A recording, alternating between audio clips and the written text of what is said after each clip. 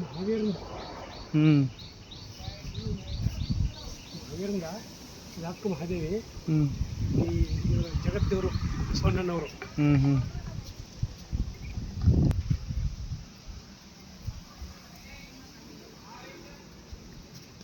ಅದು ಹೆಂಗೆ ಬೆಳೆದ ಮೂರ್ತಿ. ಇವ್ರು ಯಾರು ಶಂಕರ್? ಇವರ ಯಕ್ಷಗಾನ ಪಟುಗಳು. ಹ್ಞೂ